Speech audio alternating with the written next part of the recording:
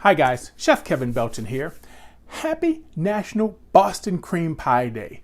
Now, Boston cream pie, I don't know if you've had this, but I tell you what, it's one of those desserts that you get a little cake, you get a little frosting, you get some pudding filling. Oh, it is just so good. And I'm gonna show you how to make this. And I'm gonna make a Boston cream pie cake. All right, this is something, and I want to do this where you can get the kids involved. Basically, I'm just using yellow cake mix, okay? To the yellow cake mix, we're going to put in a cup of water, and I have a half a cup of oil and 3 eggs. All right, just get that right on in.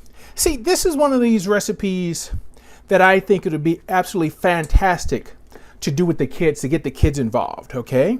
Now, if you want to go ahead and make your cake from scratch, you can, but what's nice is just using a yellow cake mix, follow the directions on the package, and that way the kids can do it. You can teach them how to read a recipe and make it, and that way they'll learn. They'll learn that way by doing it. So, you notice I didn't break out the beater for this. You know, Grandma used to always just kind of whip these up with a spoon. So I figured, hey, if it was good enough for Grandma, it's good enough for us. Now, I have the pan. I've put parchment paper in it and I've sprayed it. I sprayed the bottom of the pan so the parchment would stick. Then I put the parchment down. Then I sprayed it because we just don't want it to stick. So 9 by 13 pan. All right. We'll get all of that batter in there. And you can see that the oven is preheating at 350 degrees. Now, this is going to be a poke cake, meaning that once it's baked, we're going to take a spoon, pokes holes in it, and then put our pudding layer on top of that. So let's get this in the oven. In the oven, this is going to take about 30-35 minutes. Now, here, vanilla pudding. Now, remember, instant, all right? It makes it a lot easier. I have 2 cups of milk. We'll get our milk in, and I am just going to whisk this. Now, with instant pudding, as you whisk it, you're going to notice it's going to start to thicken on you. Now, it may take a couple of minutes, but just keep whisking it. It'll automatically thicken. Now, if you don't use instant pudding, the ones you have to cook, you'll be doing this for hours and nothing will ever happen. But with the instant pudding, after a couple of minutes, this is going to thicken right up. Now, I want this to thicken because once this thickens, I'm going to let it sit a while. And when we get our cake out of the oven, condensed milk. We're going to add a can of condensed milk to our vanilla pudding. And when that cake comes out of the oven, we'll poke holes in it and then pour this right on top. Oh, it's going to be so good. So while our cake is baking, I'm going to finish this and we'll get to work on our frosting. Now look how our vanilla pudding has gotten nice and thick. And the only thing we have left to do with this is add our can of condensed milk and then pour it over our cake. Now for the frosting, I've got the butter. I've taken 2 sticks of butter and I've got them nice and fluffy. To that, we're going to add 3/4 cups of cocoa powder, 1 cup of boiling water, and a tablespoon of vanilla. And we want to make sure this gets mixed really well. Now that we've got this mixed, now it's all about the texture of our frosting.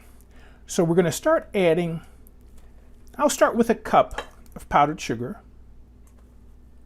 And we'll mix this in and we keep adding our powdered sugar until we get to the texture that we would like.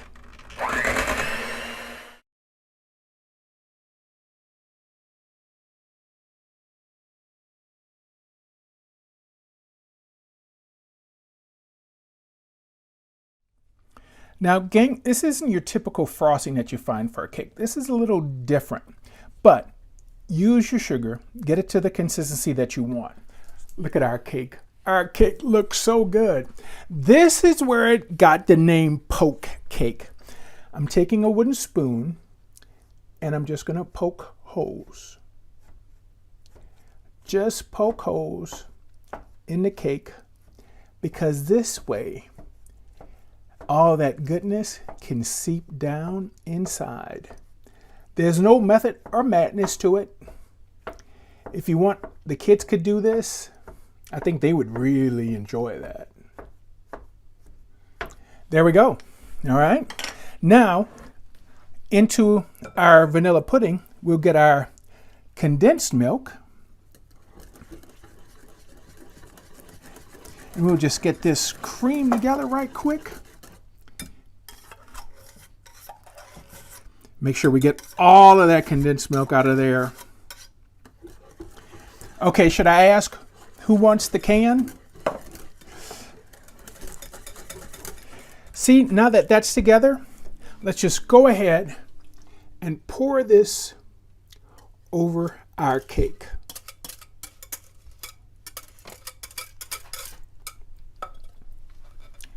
Now, this is going to, you can actually see see those little dimples? That's where the holes are. That means it's sinking down into our cake. That's what we want. Now, we have to totally let this cool. This has to be completely cool before we finish it and put on our frosting. Our cake has completely cooled, okay? Now, if you take a look at it really close, you can see this vanilla pudding layer right on top. Now remember, we have to ice this yet, okay? Put what they call the frosting on top. Now, what I'm concerned about is if you don't put a thick layer, when you go to spread it out, it's gonna get mixed in with the pudding. So you might have to do a little more icing than you want. So what I'm going to do, I'm gonna try to like pour it on to get it covered.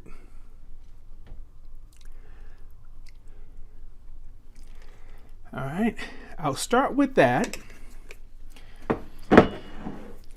I'll give it a little shake. Look at that. And then take just my offset spatula and try to get it to the edges.